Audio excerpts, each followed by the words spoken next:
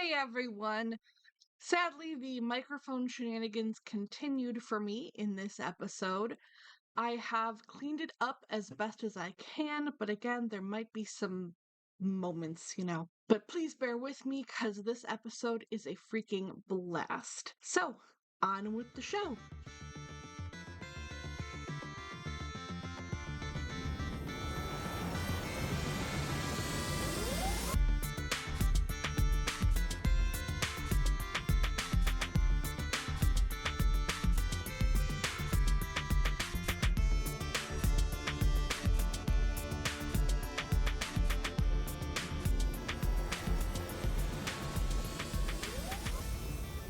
Hello and welcome to Professional Questers. Welcome back. I'm Chris and I love tabletop role-playing games. Even more than that though, I love hearing about the characters in those games. So I decided to interview people in the TTRPG world about the people they love to play. Joining us today is my friend David. Hello, thank you for having me. David, yes, absolutely. David, tell us about who you are and what you do. Oh gosh, that's a big question. Well, hello. My name is David, and I do too much. I a little bit of everything in this world. Obviously am a TTRPG practitioner. I've been playing D&D for effectively the past 8 years, and kind of gotten into other things in the tabletop gaming world and branched off into just the board gaming world in general. I am like my dear friend Chris. One of the things that has kept us together all these years. I'm a huge theater nerd as well. I've been doing theater since I was, like, I don't know, in kindergarten or something. Um, in some form or other. I currently am a college student who is studying sociology. I work as a lifeguard, pool supervisor, swim instructor, or not swim, lifeguard instructor. A lot of random little things like that in the professional world. And I am also a huge wrestling fan. Have my own podcast, the Noobs Knockouts podcast. Check it out. And et cetera, et cetera, et cetera. The list just goes down far too much to remotely, like, to breach the iceberg on. But that's a basic rundown. You get the gist. Quite a gist it is. Yeah, something like that. Uh, So before we start the questions, I have another question for you. Okay. What do you guys play in, like, the established 5e setting, or do you play in a homebrew world? What's the context, or the The just context? just the setup, yeah. Well, so the campaign I've been playing in for the past 8 years, we do play 5e, and pretty standard 5e, although there are a couple things that our DM has homebrewed about the rules. But Oh, it I is totally assumed it was 5e. That's that's my bad. But well, no, yeah, that's yeah, I that's mean, that's you said fine. it was 5e. Yeah, no, and it is a completely original setting, completely original story. We play in a continent called, or in a world called Camnor, which is one that is beset with a great political struggle between a powerful empire and a ragtag resistance trying to fight for a better world. One that is also beset by hordes of dark magic trying to end this humble world that we live in.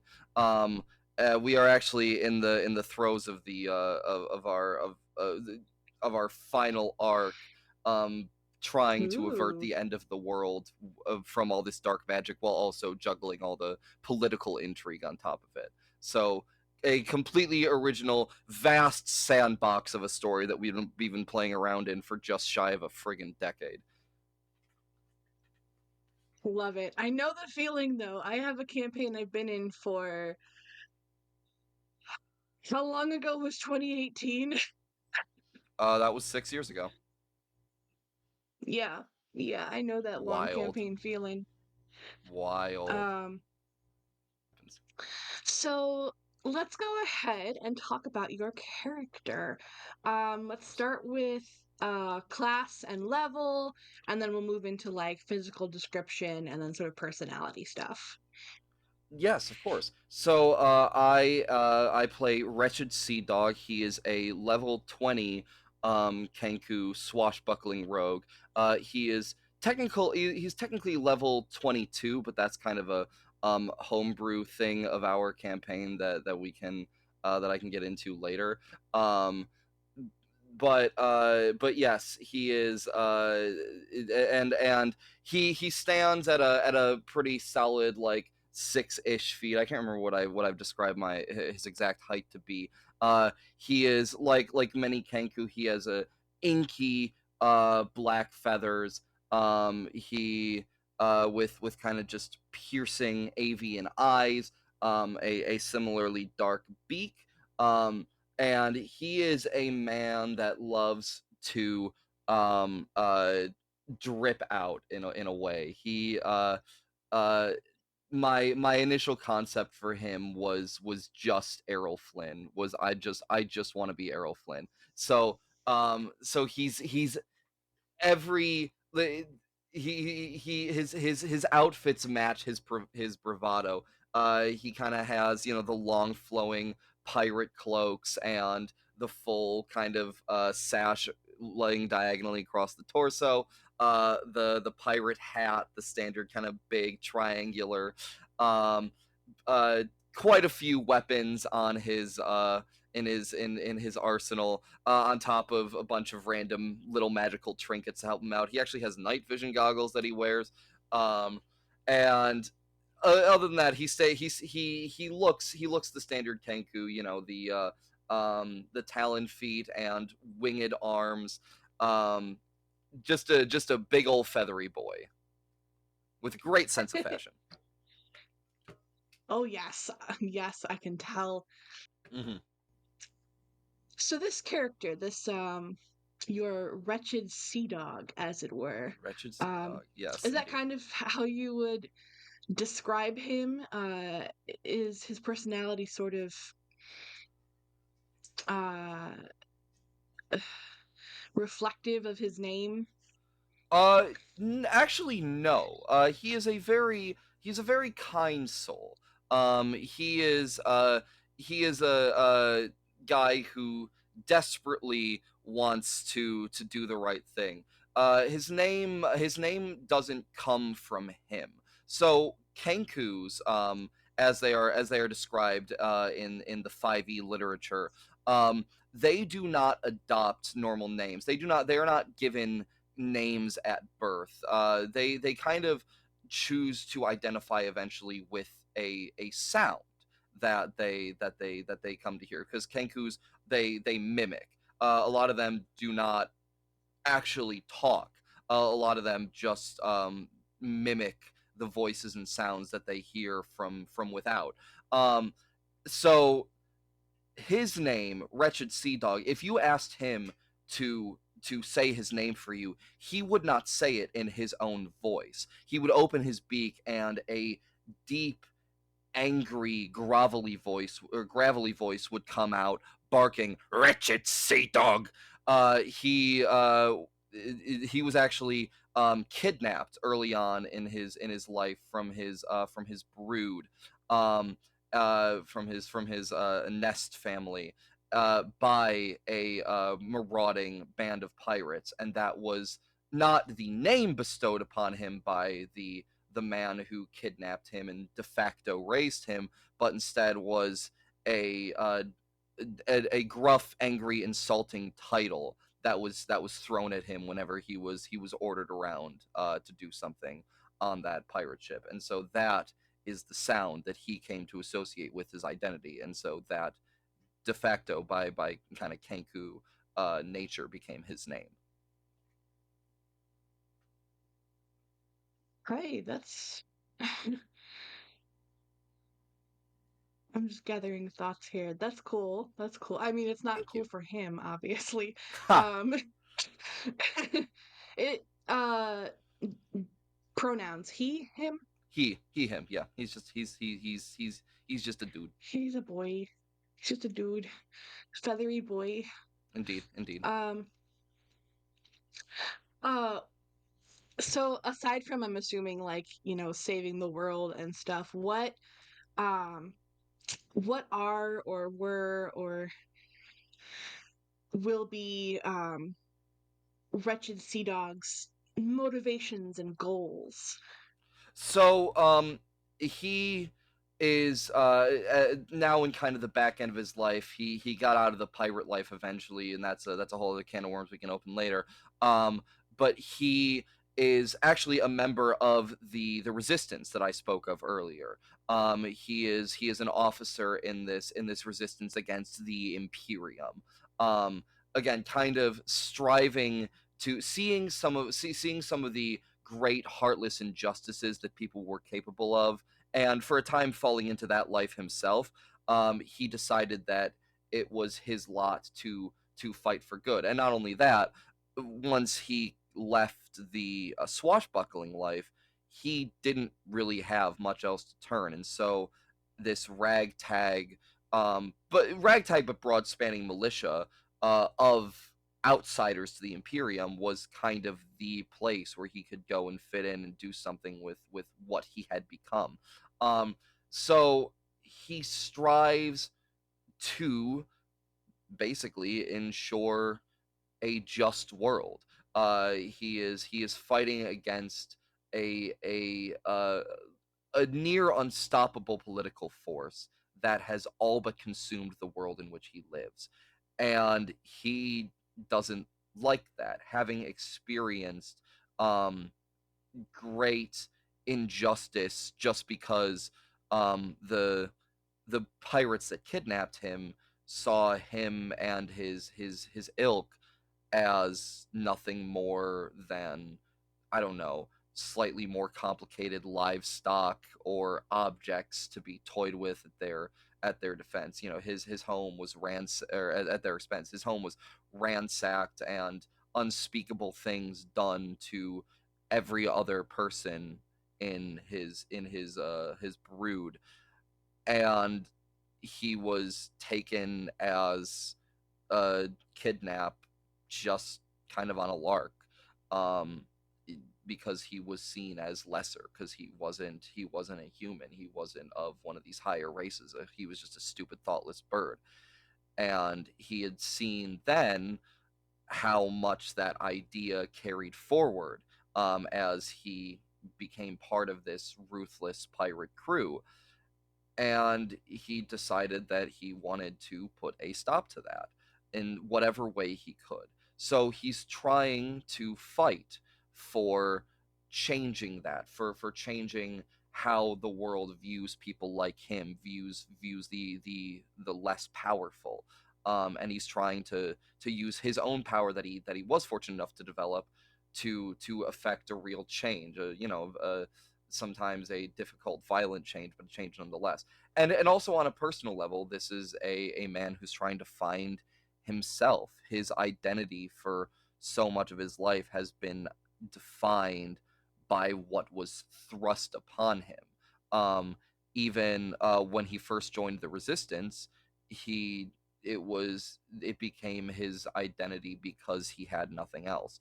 And now that he has had some time with a traveling party and a time to kind of have these very unique individual experiences, on a personal level, he's still kind of trying to figure out who, what, why he is.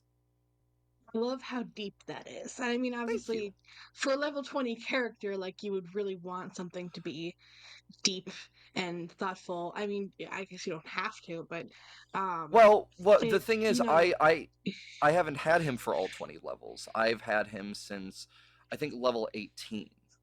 He was oh wow, a really? Yeah, he was a replacement character actually. My original character in Oh this no. campaign was the last surviving original member of our party. And then Oh wow. he got lich killed. Um and Oh, so I've been lich killed. yeah, lich killed and turned into a zombie. And so or a ghoul, or whatever the fuck.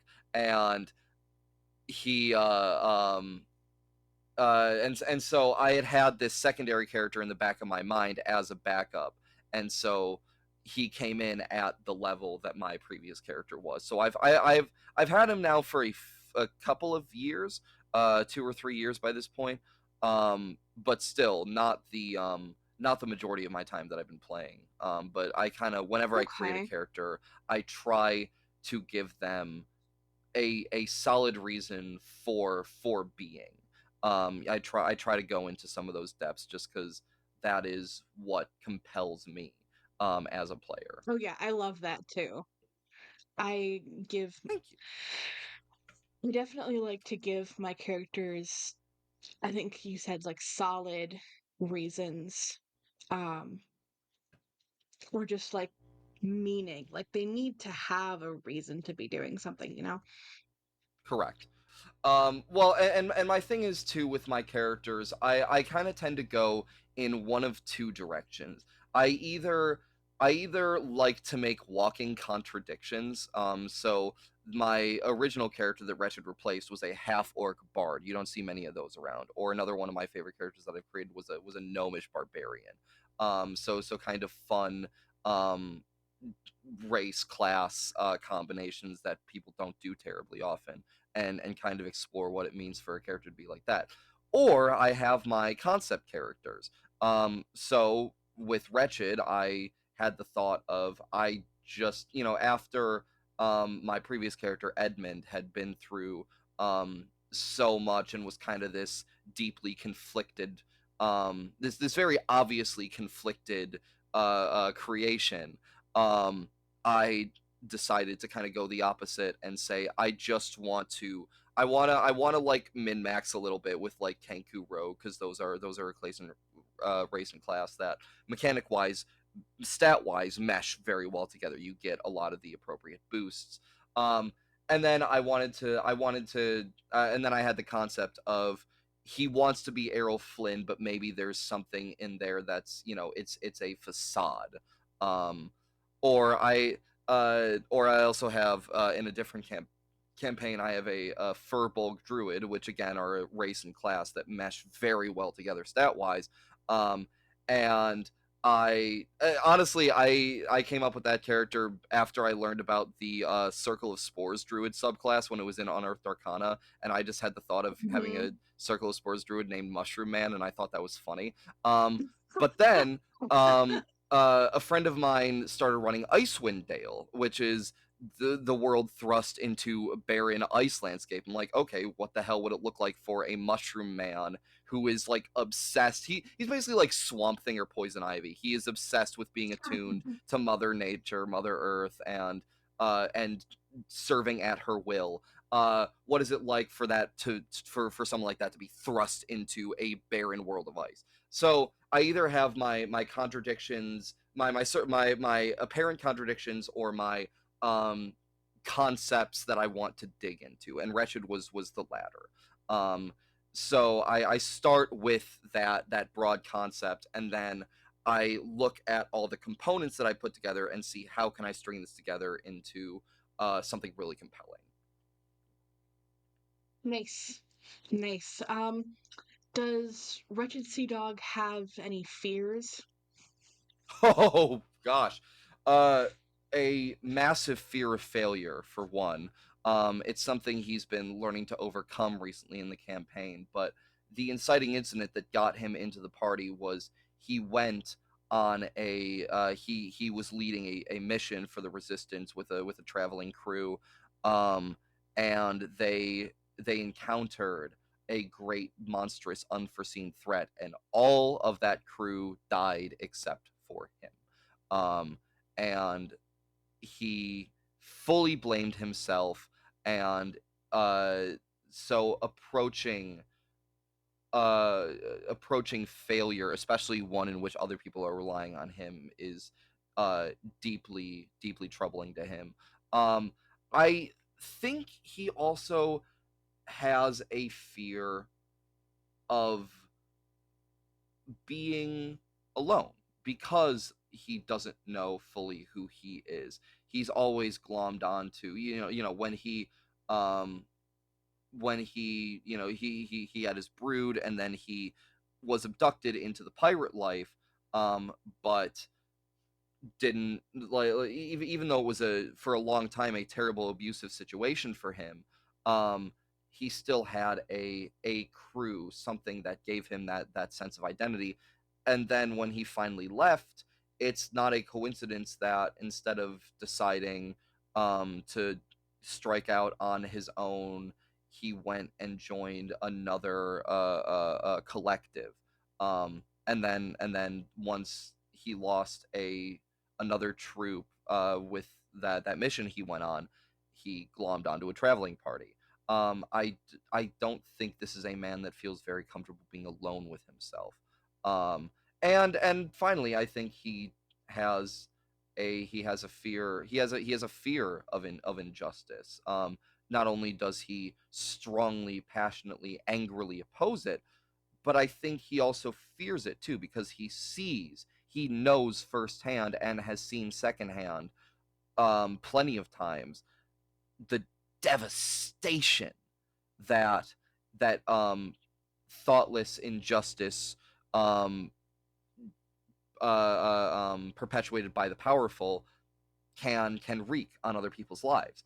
And I think that's something that horrifies him. And so that's not necessarily a phobia, like something like the fear of failure, or the fear of being alone, but I think he does have a deep visceral horror at what he knows that can cause. So I think those are kind of his big three. Um, on a more lighter note, does Wretched Ha. Seadog have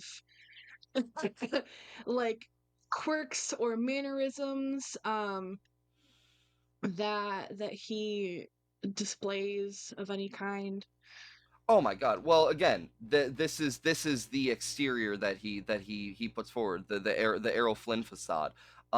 So he is a swaggering, swashbuckling motherfucker.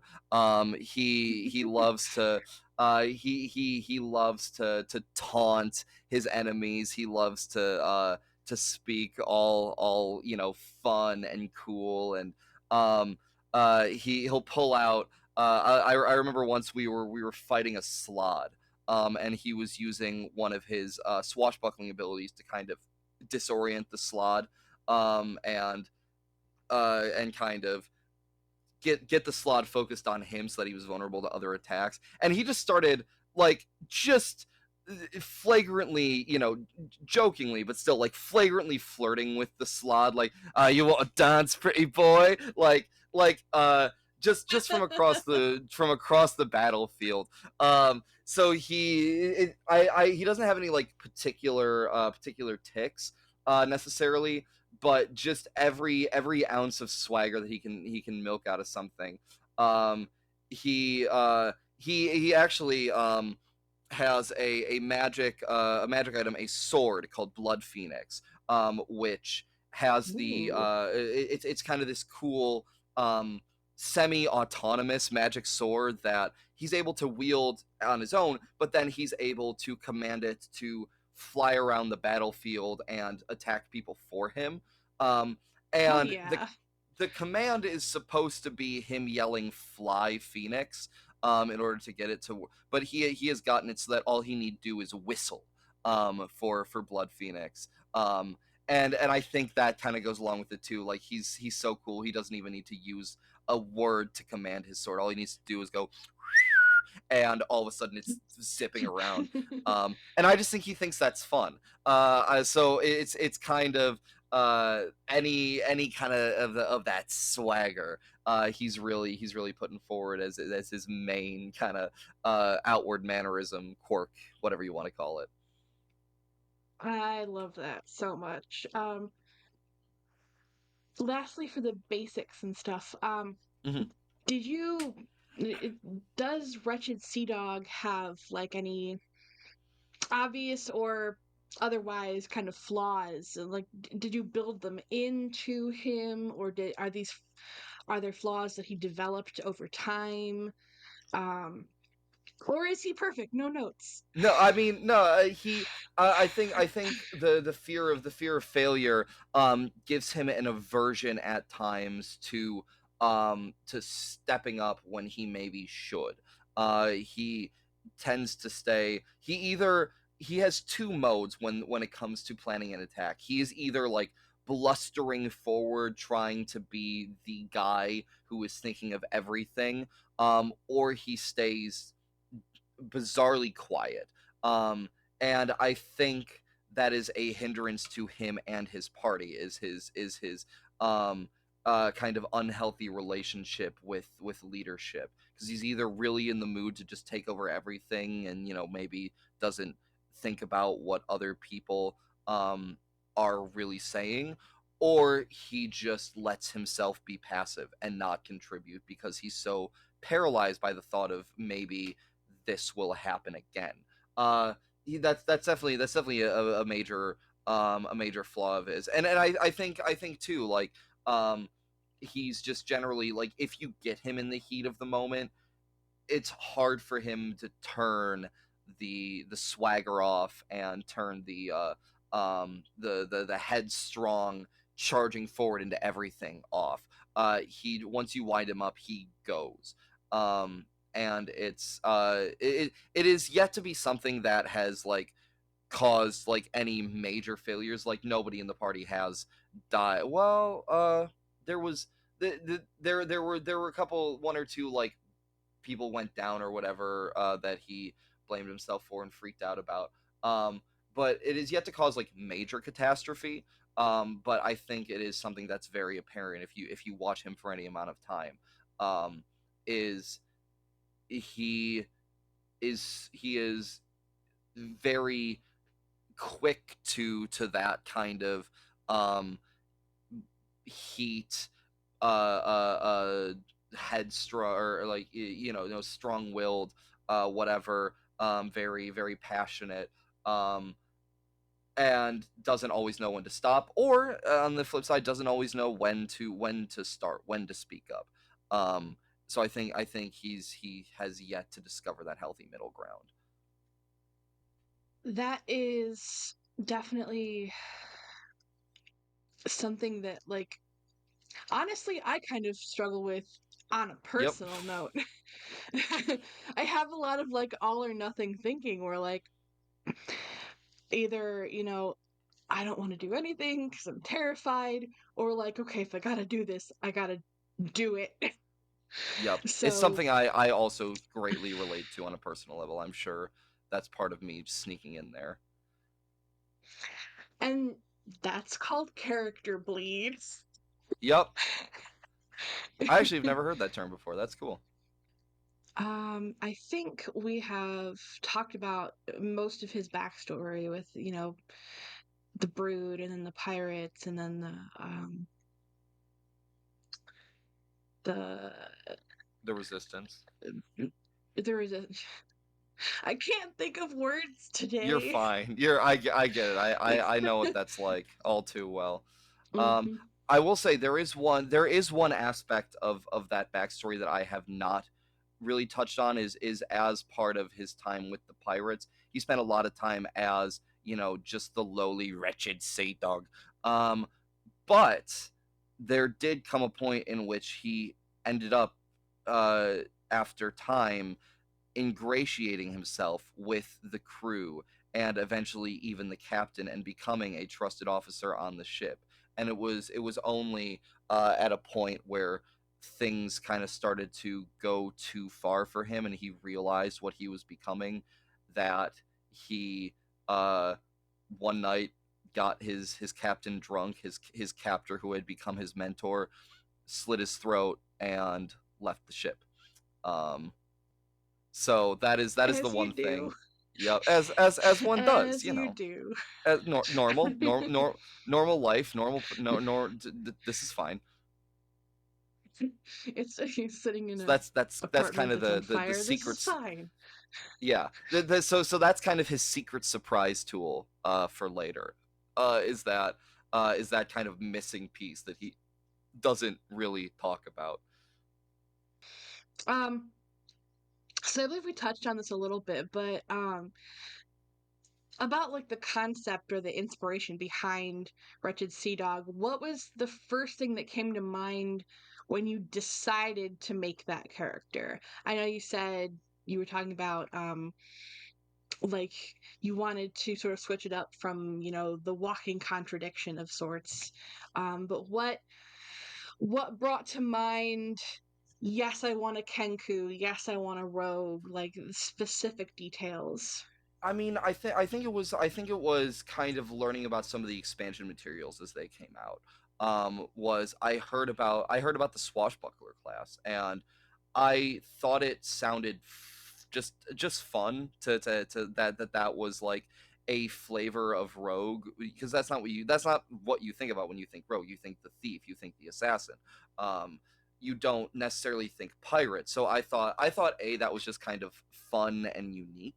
And I learned mechanically too, like this was a very combat built subclass. It is the subclass that lets you get sneak attack out of 1v1ing someone, which is insane.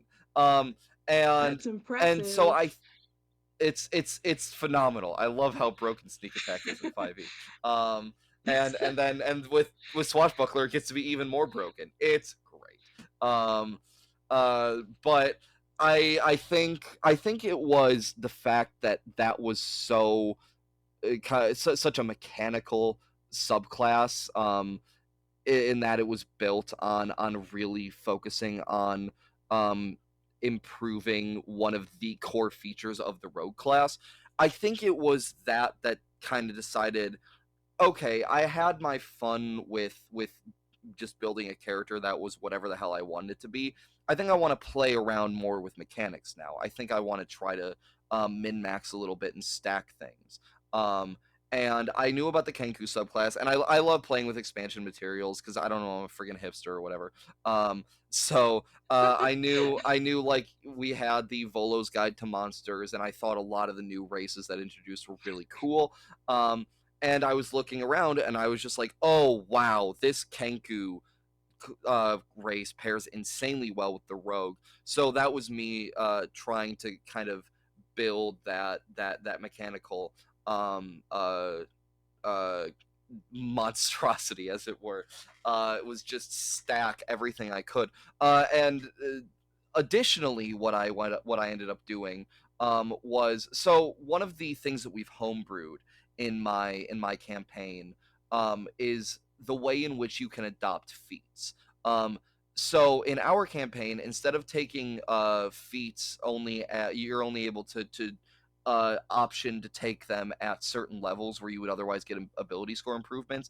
In our campaign, you can adopt a feat at any level, and what happens is, instead of gaining that new level, you gain the feat, and then the XP ceiling gets bumped up, and so in order to get to that next level, you then have to hit that next XP ceiling. Um, so Mm. so like if you're at level 9 and you level up, you can choose to take a feat, and then you are still a level 9 rogue, but you have that feat. And additionally, you can, and then afterward, you would have to meet the level 11 XP threshold to get to level 10. So sort of that kind of deal. So that's how he's level 22, is I stacked on two different feats for him. He has the defensive duelist feat, which again, kind of for that 1v1ing, he's able to do things like use his proficiency bonus to deflect attacks. Um, and then he has the tavern brawler feat, which kind of the main thing of that is that it lets him use improvised weapons. Um, and with that, I'm sometimes able to talk my DM into an improvised weapon being considered finesse, which I can then use for sneak attack. Um, so and our campaign is very combat heavy, which is, I think, part of why our DM homebrewed the way he Okay. did, is so that we didn't have to sacrifice the standard ability score improvements. We could still get the ability score improvements at whatever levels you get them, and then also still build up feats, which gave you that extra shit if you wanted it. So it's kind of like an extra buff in a particularly aggressive combat campaign. So it was really about building that, shaping that ideal fighter, that ideal combatant, as it were. Um, that and again, then that led me to the concept of, oh, he can do fucking whatever he wants with a sword or with anything else that he finds in his hands. Um, how to what makes sense to build out a character from that, and it's like, oh, of course he's the Errol Flynn type, because he is the renaissance man of 1v1 combat. He can do fucking anything, and he has to have the swagger to go along with that. So it one followed from the other. So you guys do XP leveling instead of Yes, milestone? we are XP leveling. Our DM is uh basically a walking computer. And he has developed this whole intricate XP calculation system. That is, it's not just built off combat. It's built off a whole factor of things, because we get normal XP and then we get bonus XP, which the whole party gets a flat XP number, and then we each individually get our own bonus XP numbers based on what we did in the session, whether or not it was racking up damage or kills or doing like particular role play things and getting accomplishments there. I don't know what his algorithm is. He's got a I don't know what it looks like on his back end. I'm sure it's all spreadsheety and intricate, because our DM is nuts. um but and brilliant too. But yeah, we have that XP leveling. And we kind of do it in a unique way that takes into account all of the things that you accomplish, not just you as a party, but you as the individual player. Was there anything you found that you loved but you weren't able to incorporate? It sounds like because it was such a high level character, it sounds like you were able to incorporate a lot, but was there something that you had to sacrifice or that you were like, ah, it just doesn't fit? No, I was very fortunate. I don't think I've really ever encountered that problem. I've had kind of my pick of the lot. Not only because um not only because of the high level, and because of kind of how well things stacked um uh, um mechanically, but also just because our DM is a guy that kind of lets us have our fun, and gives us a lot to play with, and um, kind of gives us a lot of toys to have fun with in the campaign. A lot of like magical items that let us do cool things, and cool story opportunities. Yeah, I don't think I really had. Maybe there were some exclusions when I was like first creating him, but that was years ago. And if it was, I don't remember that. They were not major enough to remember.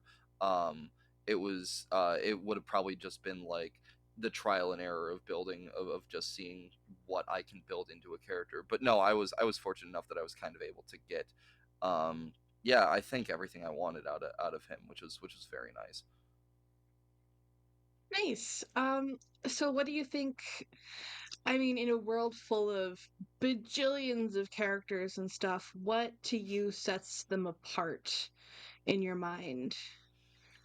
Sets Wretched apart, or sets characters apart in general.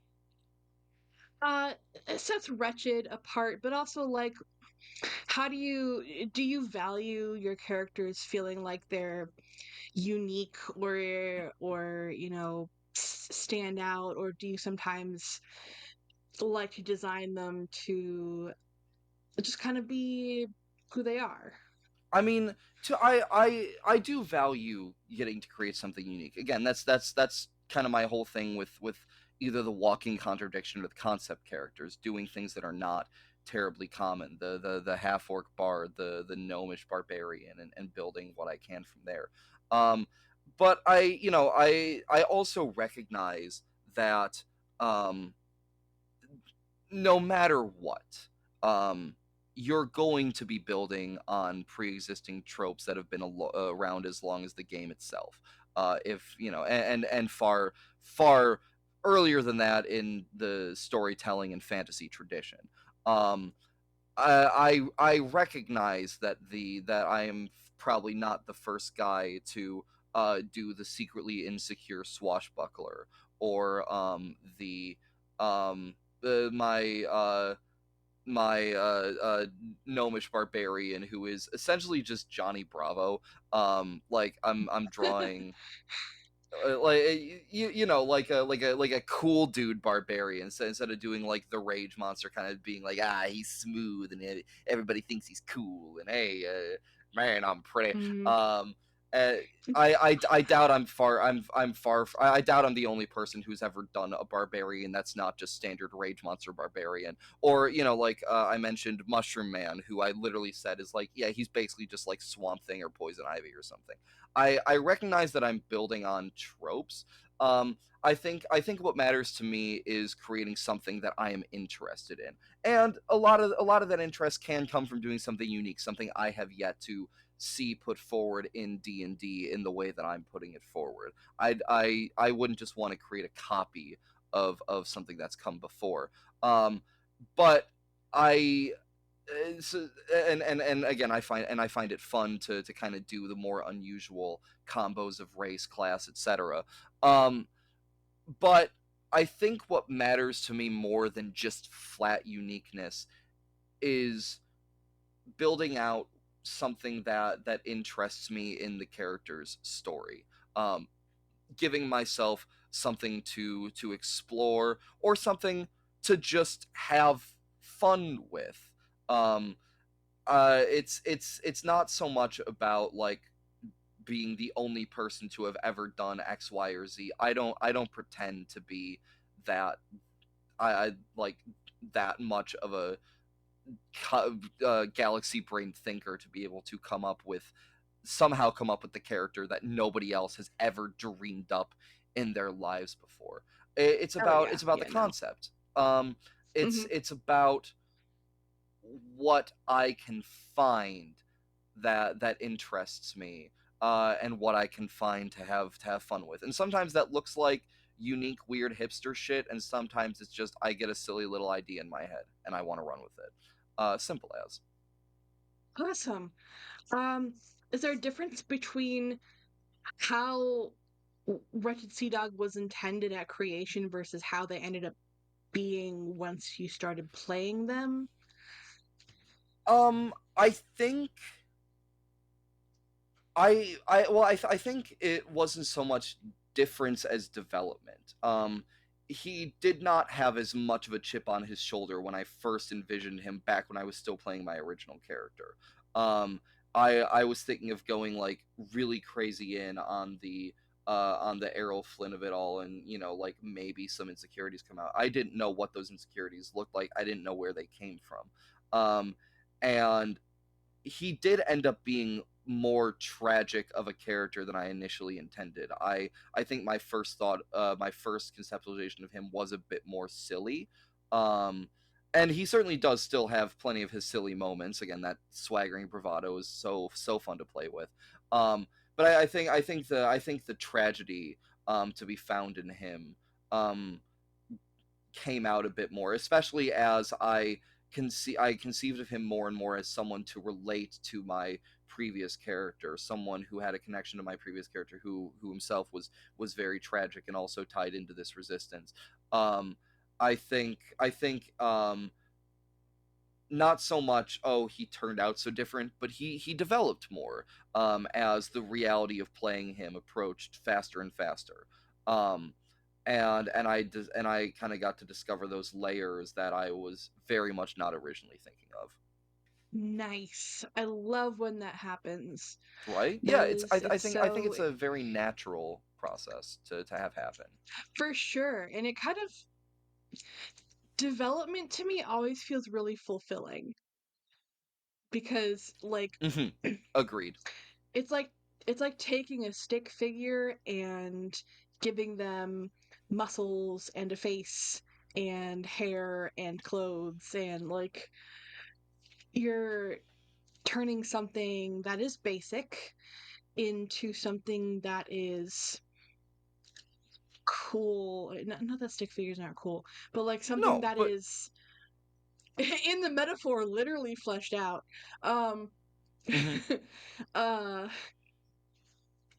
and something that can be kind of its own artfully crafted thing that Yeah. you take and you hold like a little baby and then you send them into the world and they get traumatized. Yeah. Well, and I think too what I like about that metaphor that you just put forward is the how much it leaves open for artistic license, because you described, literally fleshing out the stick figure, making a fuller drawing of it, but that fuller drawing could come out to any other art style. Like, we're not just talking about, Renaissance Da Vinci here. We could talk about it somehow mutates into a Jackson Pollock painting, or blossoms into the classic Americana Norman Rockwell. Like, there are there's I think what's really cool is seeing how each player lends their artistry to it, because everyone's going to flesh out the stick figure differently. Some people will keep it a stick figure and then just add a bunch of cartoony accessories on top of it, and that is also fucking awesome. And really Hmm. fun, and that is something that I once in a while want to try to play with too. It's something I've seen from my friends. It's so fascinating for me as a player, because I play with my group of friends that I went to high school with, and I was the theater kid dork of that friend group, in a way that nobody else was. I'm friends with a bunch of engineering nerds, and so they all have very different sensibilities when it comes to storytelling and to kind of what compels them in a game. I I am the nerd who likes his 4 hour dirge of Shakespeare plays and weird avant-garde artsy bullshit. And Me too. my roommate Robbie, who I've been playing D&D with in this campaign for the past 8 years, whatever. He just loves to sit down and, I don't know, watch a fucking Fast and Furious movie or something. And you can see that what in the different ways he and I build characters, that juxtaposition. But one is no less valid than the other. um, what matters is that the player is engaged with what they've created, and Hmm. that the DM works with them in such a way to incorporate that that artistry into the campaign, no matter what the proverbial art style is. And I think that's kind of one of the unspoken magics of D&D, is the almost Rorschach test of how people build characters. For sure.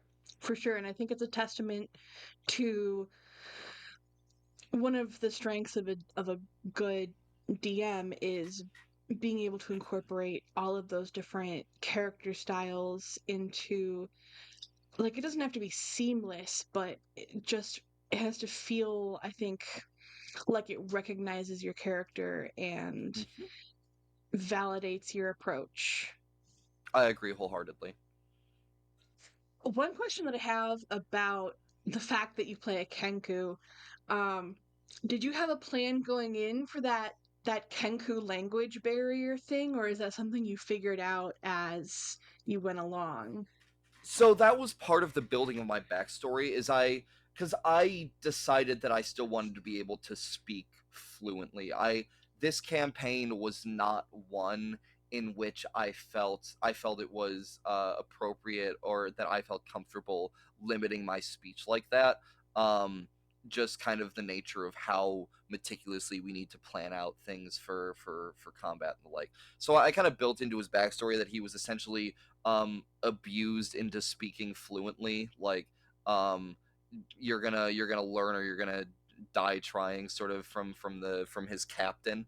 Um so so that was kind of the thought. Was I kind of bullshitted my way around the mimicry thing with that backstory. um but I still try to find ways to incorporate it. Again, when he says his own name, it is not his kind of voice that he conglomerated from every other dude on that pirate ship, because that's kind of in my mind what his voice is he basically just conglomerated enough speech from every other dude that he was forced to spend time around, and kind of his voice is a composite of all of that.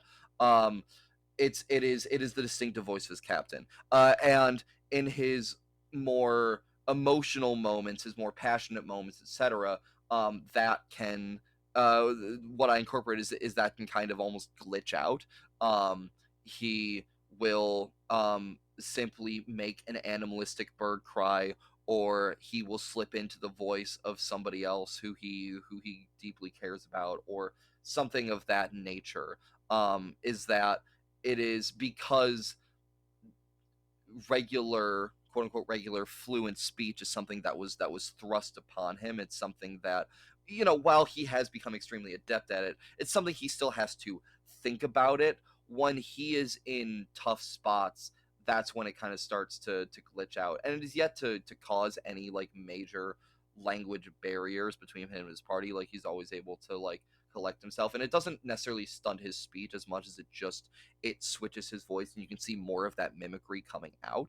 um but that's kind of where I put the mimicry, instead of just um just doing that. And I think part of the thing too was with choosing a kenku was, I am someone who, I will never profess to be the greatest voice actor on the planet, but I'm someone who likes doing different voices and likes playing around with inflection and accent. And I think one other aspect to me choosing a kenku was that that chance to have fun just doing different voices. And you know just just for my own personal amusement. And so I couldn't simply turn my back on that, even if I wanted to um, speak fluently. So I did still find ways to incorporate that. Awesome. I know I say awesome after all of these, but Hmm, it is awesome. thank you. I'm very honored. um, how did your character change after they went from being solo to working with a group?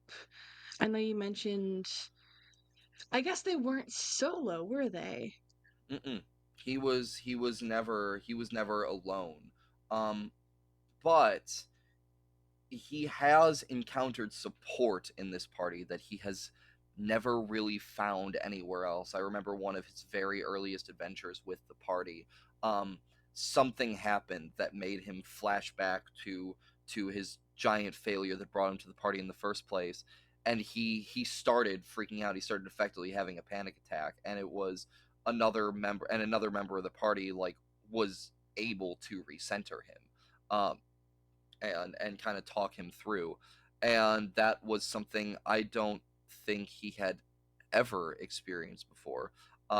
Because while like obviously on a pirate ship, even as he ingratiated himself to the crew, it's still a pirate ship. Those guys are still pretty freaking rough and tumble. Um, and um, and in the Resistance, even though it is a more progressive organization, if you will, they are still a military organization first and foremost. They don't have time or necessarily all of the care for somebody's one of their militants' individual emotional struggles. They're just focused on the objective. So I think in that smaller setting, he had never encountered something like that before.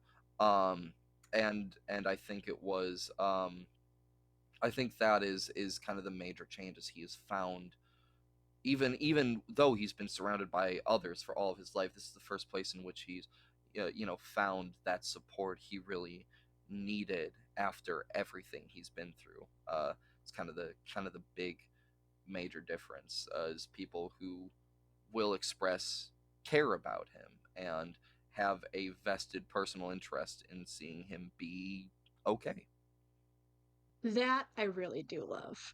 That is one of the things that I've sort of seen a lot or heard a lot rather, when I ask people about their characters. It's like they go from feeling alone, feeling worried, feeling, you know, depressed or hopeless to having a support system, like you said, having friends, having at the very least a network of Hmm. people and a community to connect with and form bonds and make relationships um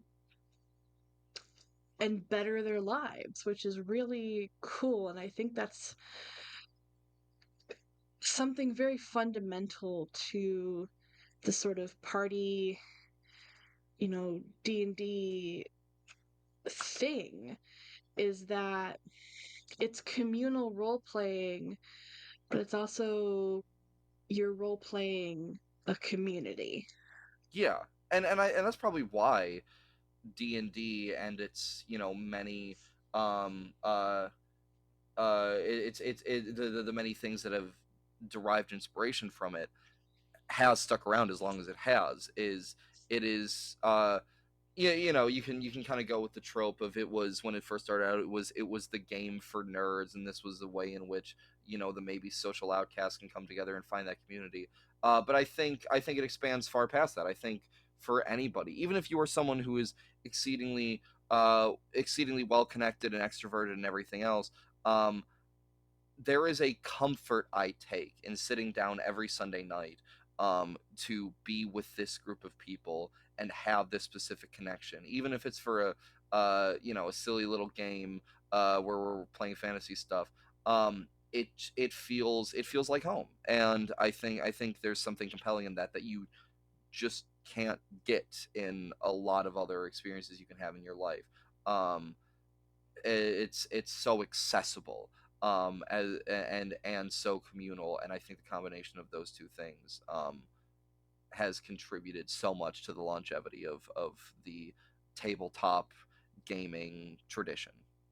I agree wholeheartedly with Hmm. that. That is a great way of putting it, and it's so profound when you see people coming into this hobby and they kind of find themselves and they find their people, their community. Hmm. I know that's what happened to me. I found basically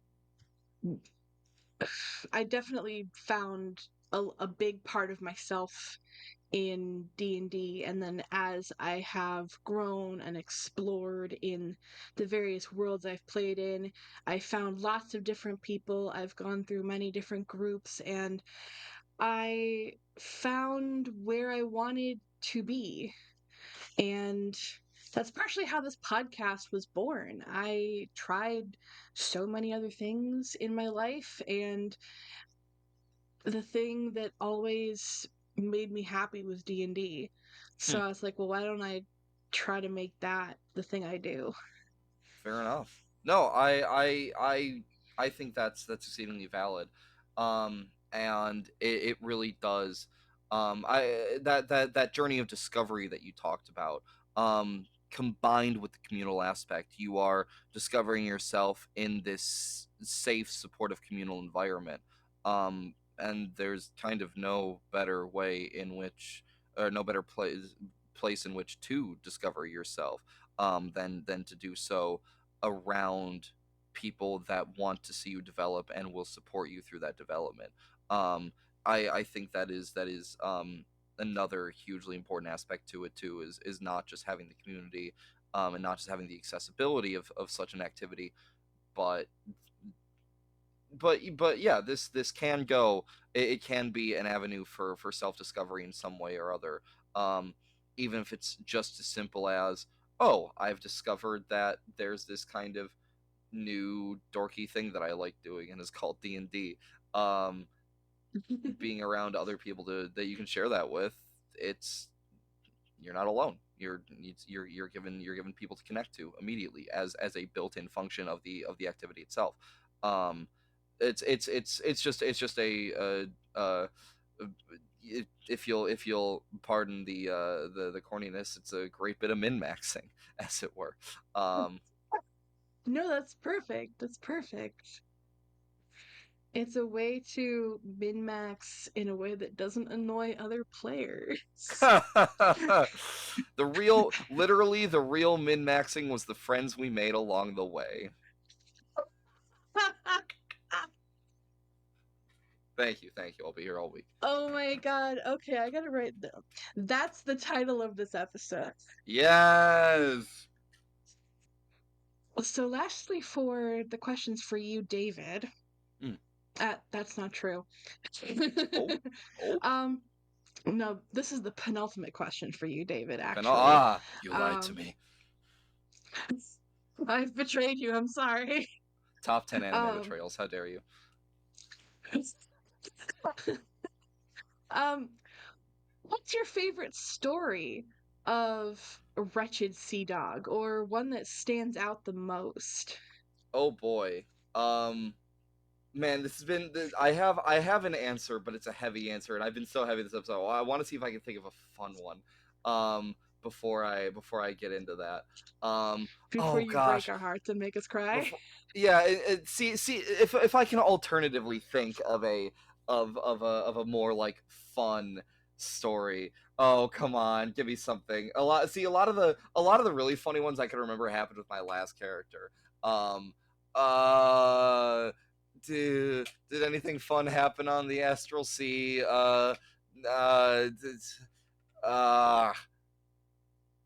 God damn it, fine. Okay. Sorry. More sad shit. Um, God damn it. Um, I could tell you Make so it many hurt so stories. good. If it had been if it had been Edmund, I could have told you so many funny fucking things. But no. Okay. So the culmination of everything I've been talking about with my boy Wretched Seadog, his character. So uh, my previous character that I've been alluding to, Edmund. For reasons, a simulacrum was made of him while he was still alive, and got like true polymorphed into an angel and da da da da da. He Edmund was part of the resistance, and he ended up helping the resistance in that like true polymorph form. Yeah, whatever. But he was still around, and he was uh Edmund was a character that went through a lot of development for better or worse during his lifetime. He ended up kind of like going down a really dark path, making a pact with Asmodeus, becoming part warlock, and just having a psychotic break, um, and wanting to just kind of destroy everything. Um, and then he died. But uh, the simulacrum of Edmund was made before all of that, before the pact with Asmodeus, before he started really going down that dark path. Um, and Wretched had a slight connection to Edmund. They were both part of the resistance, and he had met Edmund once. And Edmund was a pretty high ranking member of the resistance. Um, and he met Edmund once when Edmund came to a camp of his, and he shared a fireside chat with Wretched and a few of his other uh, campmates, as it were. Um, and he found him to be really inspiring. And what actually drew him out was Edmund, while spending a prolonged time in the Underdark with the party, sent out a letter to the Resistance because he had not seen or heard much from them in a long time, basically saying, "Is anybody there? Will anybody get this? What comes next?" And it was that letter that actually ended up drawing Wretched out um, to the party, and dealing with all of these fears of failure and everything else was really starting to get to Wretched, and it was a prolonged struggle. And eventually the member of our party that created the simulacrum, um there was a whole thing we needed to that character needed to switch the simulacrum into something different, so Edmund the Edmund simulacrum was going to die in a relatively short period of time, but he kept the Edmund simulacrum around for Wretched to talk to, and basically forced Wretched to have therapy with Edmund.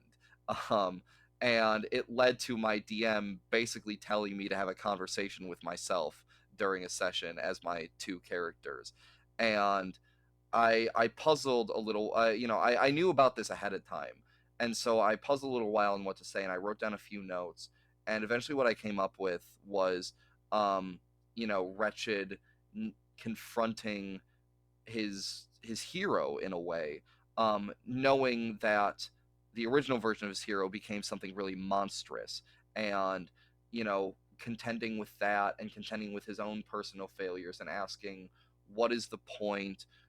Why should I keep carrying on if all this awful shit keeps happening? And what Edmund told him, or at least the simulacrum of Edmund told him, was, you are not special. You are not the savior of the world. You are not the chosen one.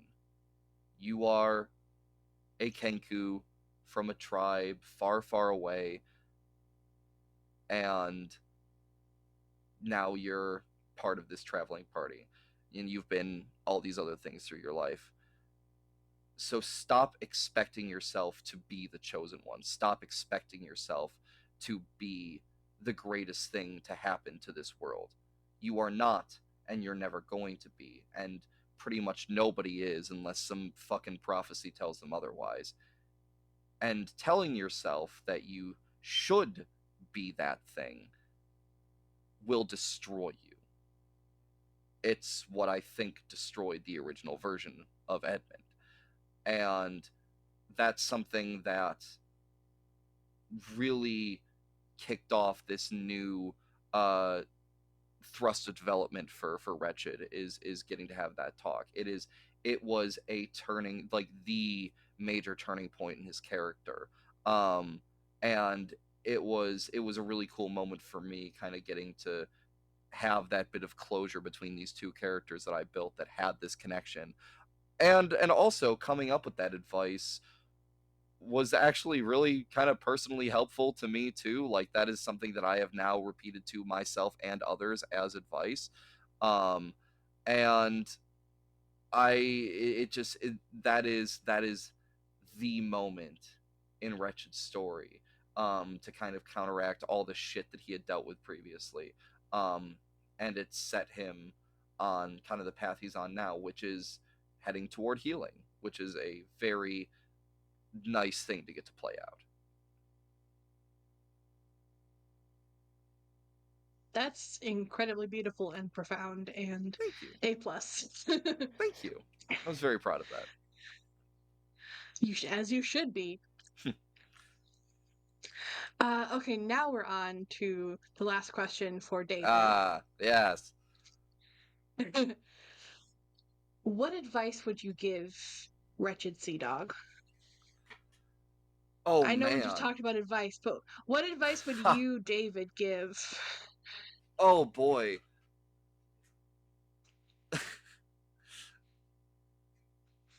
I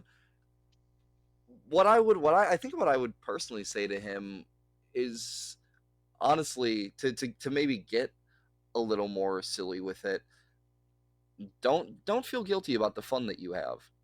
It is what you do. Because I think Wretched acknowledges the extent to which his Errol Flynn bravado is a bit of a facade to cover things up, and I think that's something he contends with. That's a thought that crosses my mind while I play him sometimes, and I think I tell him, nah, it's okay, it's cool for you to be like that. Actually, you're actually really cool, legitimately really cool. It's not just an act. You are legitimately really cool, and I think you should have more fun with that fact. I think it'll make your life a bit more pleasant, amidst the world ending around you, to let yourself have fun with how fun and cool you are. Simple as. Hell yeah. Hell yeah.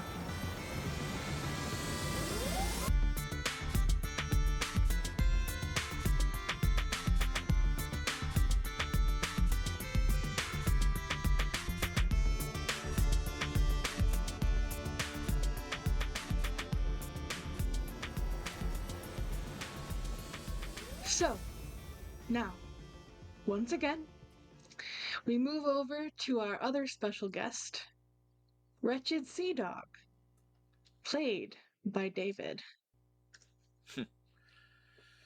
Oh, it is an absolute pleasure, love. Ah, okay. Hi, how you doing? Oh, it's a lovely day. The sun is shining. We're having a good and I am may I say being cared for greatly by a lovely hostess. So I would say it is a tremendous start to my day. Always been a morning person, you know. Ah, thank you so much. In your own words, what got you into adventuring, or made you want to be an adventurer if you Well, so desired? well, uh, want might be a strong word. There it was rather thrust upon me, I think. Um, but you know, being captured on a pirate ship, you got to make lemons out of lemonade, as it were. Even if the lemons are a bit rancid because you picked them up from an island about 3 weeks ago, and nobody has any ice around this damn ship. But you know, you kind of start to admire the swash and the buckle of it all. So really, it was a bit of a fucked up situation. You know, I won't lie about that. But uh, even the fucked up of it all, I looked around at these guys and man, when they went out on those islands and ransacked those towns and got so much alcohol and well a healthy amount of loot from it, uh you know, there was a fun element to it, and I just I think I decided I can either just reject this and just live in misery, or I could try a bit of it myself. And you know, something about the adventuring bug bit me, and hopefully it didn't give me any other lingering diseases. But you know, that's something for the diviners and the clerics of the day to figure out. Well, you did mention lemons, so that should at least ward off scurvy. Oh well, you know, again, long as they don't got worms or nothing. Ugh, worms. I mean, I do. uh, No. Don't get me wrong. Don't get me wrong. I like a good worm, but there's a difference between one of those nice, juicy, big old monstrous worms you can get out from the underdark. You know, it's got a nice crunch to it. And a parasite that is burrowed into rancid fruit. Valid. How do you feel about your current quest? Well, we're saving the world. How does one feel about that aside from holy shit? Uh, no, the pressure is on, um, but we it's it is a bit exciting getting to be one of the people who is stopping the apocalypse. What? Not everybody in the world can lay claim to that. And may I just say, we are on the cusp of going toe to toe with a nasty lich. And as someone who likes a good duel, let me tell you, horrifying though it may be to suffer through his tomb of horrors and try and dig up his phylactery to destroy, the prospect of getting to face down the Lich Nasdaq with my trusty Blood Phoenix at my side, well, what can I say? It's a thrill. Thrill indeed. Love a good witch hunt, or should I say lich hunt? Ah ha ha! That's what I meant was lich hunt, and then I said witch. Bit of cat humor there. No, it's a what uh, speaking from experience, words are difficult. How do you feel about the other members of your party? Oh, they're a real bastardly bunch, I can tell you that. They are a fascinating crew. I think I like them. At times they can be a bit frustrating to work with, rather headstrong, rather stubborn. Each man wants to do it his own way, but then again, so do I. So what can I judge them for? Overall, I would not say this is the worst group of folks to go on an apocalypse stopping quest with. Um, even the ones that then get right under my skin, they have their own charms as well. You know, we have a kobold with us who uh, rather likes to spend his time wild shaped into a dog, and I have scooped him up to act as a therapy dog more times than I'd like to admit. Uh, you know, so uh, uh, they also, may I say, the members of this party have a penchant for a good drink, and well, I certainly respect that. I would also say that the disagreements, frustrating though they may be, they spot. You know, nothing gets the old noggin flowing like a good bit of discourse back and forth, a good game of tennis, or as it were, a duel of thoughts. So you know, discordant though we find ourselves, I can live with them. And even though they can get rather stubborn and commit little pranks at a spite because they don't like the fact that I don't want to go along with some of their airbrain schemes, I'm glad I'm with them. And they have been ultimately a great boon to me. I do believe. So, what specifically then keeps you with them? You just think that, they've helped you become better? Yeah, to an extent, yeah. And the I mean, I'm duty bound. That's part of my code. I've found myself on a quest with these folks, and we need to see it through. Who am I to just get up and abandon that? And conveniently for me, the quests they are going on are of my interest. We are helping out my beloved resistance first and foremost, which is always a plus. And so if they want to tag along for that, well, so much the better. And I mean, we are stopping the end of the world. I do rather like the world, so having a part in that with these, if they're the ones to do it, then I'll be right there doing it with them. Uh, I do foresee that eventually I might. It's very likely I'll shove off from these gentlemen, at least some of them. Um, but uh, for now, we have a job to do, and we're gonna damn well do it. So, is there anyone that you are particularly close with, other than maybe the therapy kobold? Ha! Not not at present, I will confess. We have a member of our party who dips in and out at times. Her name is Celeste. Her father is the great dragon who leads a massive major draconic cult, and Celeste, who she's a bit of a conniver, and I always get the feeling that she's up to something.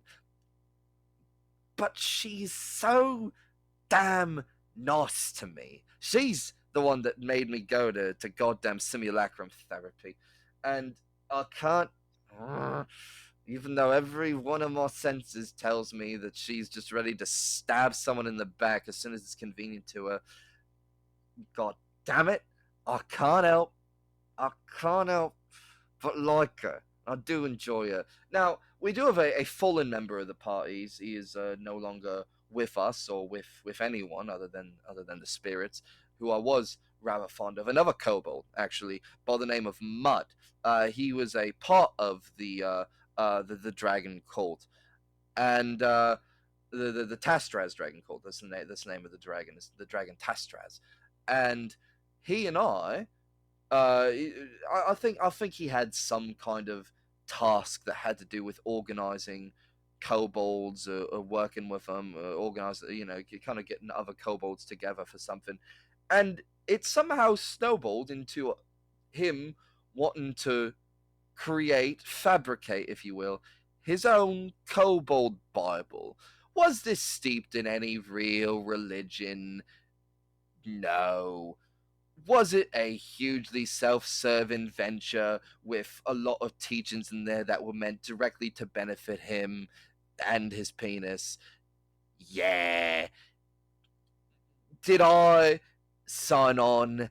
excitedly so that I could be a part of something and also maybe get a bit of love for myself out of it. Yeah.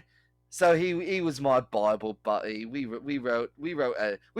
drafted up a hell of a kobold Bible together, and then he unfortunately passed on. Now Bark, the new kobold, he has played his part in that, and I do in continuing that work, and I do appreciate him. But Mud, oh, I will never ever forget that brave, insane little freak of a kobold. And I will always have a love for him in my heart. May he rest in peace with all of the kobold ores that were promised to him in his religious text. Okay. Um, Wretched, Madam. I have a serious question for you. Well, I will do my best to give a serious answer. What is your biggest fear slash hope slash motivator? Well, there are not many things in this life I fear. Not much that scares me when I'm as proficient with a sword as I am. I suppose if you were to put a sword to my throat and I had nothing but my own words to save me, I would say I have a fear of people not being okay. Now, whether or not they are in some kind of peril is due to an outside force or perhaps even my own shortcomings, I do not like the thought of it. I like seeing people okay. I've always liked seeing people okay. I think when one of the most formative experiences of my life was watching my own kin be deeply not okay, I think that was an image I never ever wanted to see again. And I think I do fear that image coming back to me. It haunts me enough in my sleeping hours. Rather avoid it when I was awake. So, I would say my motivation is to keep people being okay through whatever power I have, whether it's just sharing a good laugh over a cask of ale, or setting out to help the underpowered with a resistance force against the damned Imperium. Also, just stopping the whole world from blowing up. No matter what, I want to have a hand in seeing to it that people are okay, no matter what.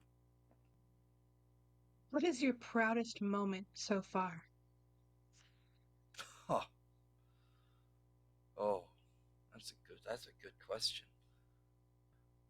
I think it was the day I decided what I just told you, that I wanted to live in a world where I could make people be okay. Because there was a time where I wasn't committed to that life. You know, the old saying goes, if you can't beat them, join them. After kidnap and years of abuse, I decided to join them. And it was not my best self, as some of the kids these days say. So, once I had a change of heart and I realized through seeing some kind of had my eyes opened to the the true cost of what I was partaking in, I made a radical decision. It was not an easy decision. It was not a happy decision.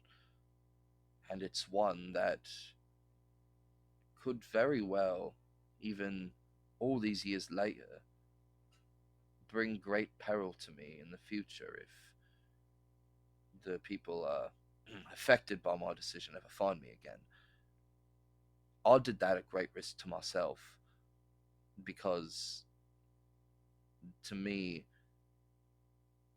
what was more important was seeing others not have to face such peril.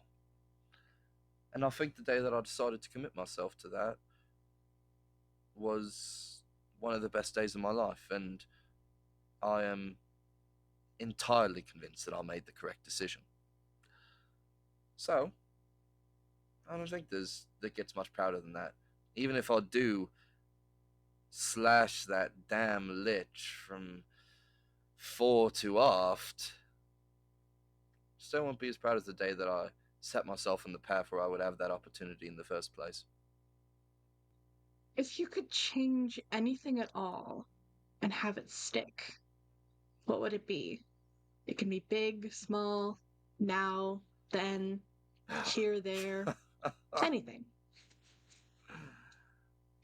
I would erase the Imperium from existence. That terrible ruling force over this world. They don't give a rat's ass about anything that doesn't give them more power, more influence, more money. And oh, do I loathe every single thing they stand for, and how every single thing they stand for is reflected in the first great tragedy of my life when it was decided that because I did not look like a typical member of the Imperium. Even if pirates are outlaws to the Imperium, there's still people who oftentimes look like they belong in the Imperium because I was not that. I wasn't worth a damn. And I was lucky that they kept me alive in the first place, although being treated like an abused slave pet was not a much better alternative. Every single thing they stand for is the thing that I've been fighting to erase for years now.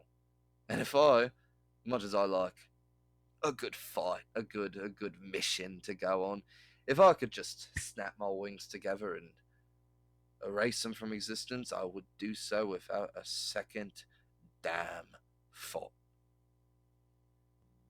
Bit of a left turn here, but what would you do if you weren't an adventurer?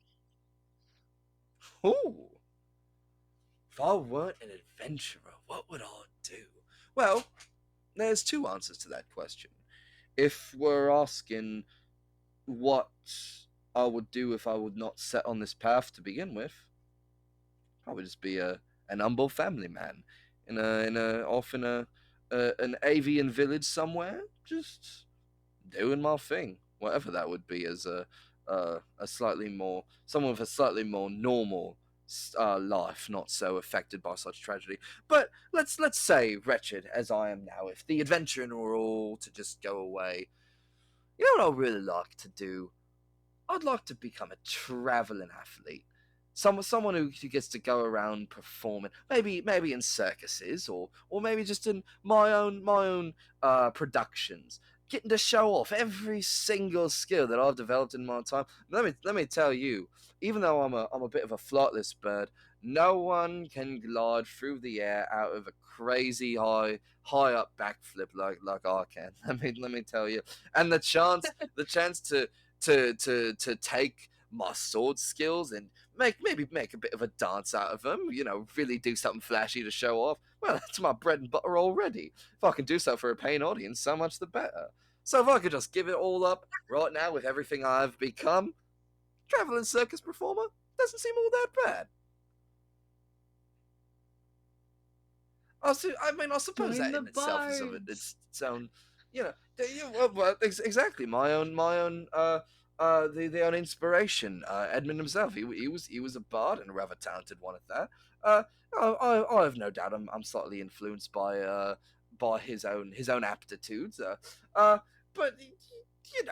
I just like showing off a little bit. So what's the harm in showing off and getting a bit of money for it? That's all I'm saying.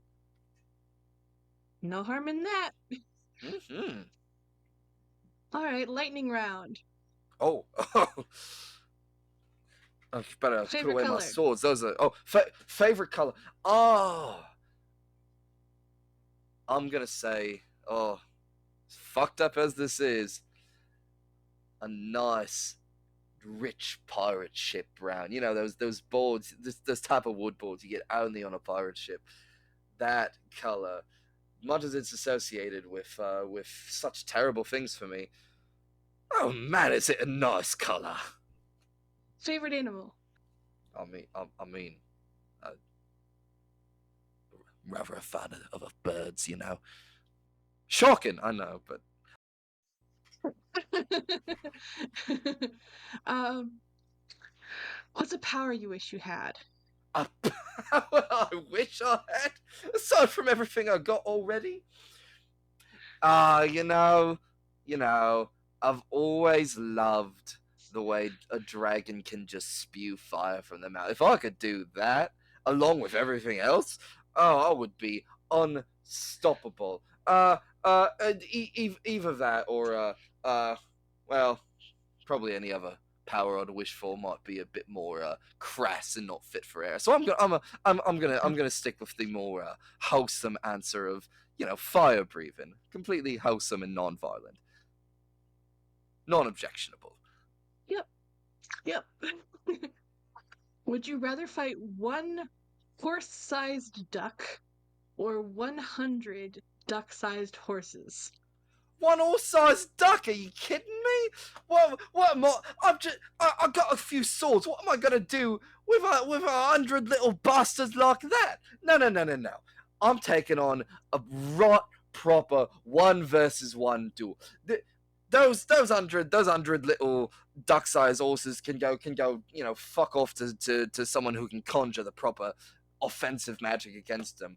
That that all-sized duck, it better face me like the man or woman or duck that it fucking is. I bet it would. And if not, it's a limey bastard, I will never cease mocking it till the day it dies. Well, it is a waterfowl, and we all know the attitudes of those. They they've never been they much as I love my avian brethren, they've always been the annoying ones of the bunch. They're always a bit more on edge when one of them starts quacking at me from across the way, like hey, I see, hey, what's your name? And I'll just keep my eyes low. You don't want to deal with them. Wow. Those bastards. They're really. You know what would cause one of those bastards to get all size? Those idiots get suckered into so many scams. All right, they don't got a lick of no brain cells between those two minuscule goddamn ears. I'm convinced all it's filled with is more sloshing around water that they dance around in all day.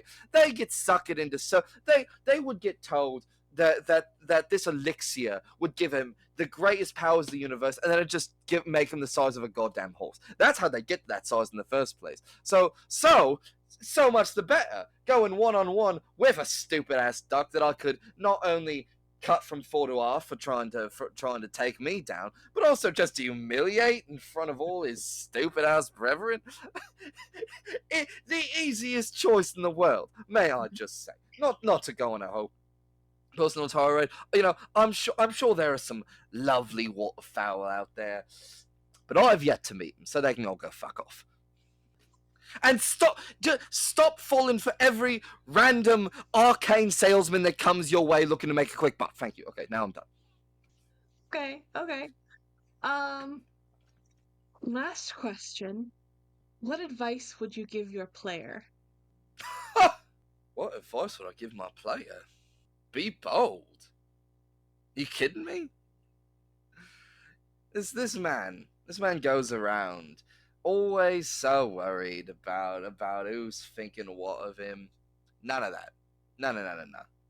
You got to go out there with your sword in hand or whatever your preferred weapon is, or maybe just your own damn self, and realize everything you got going for you, and say fuck it. I'm doing this my way. Be bold. You can have whatever you want. As long as you go for it.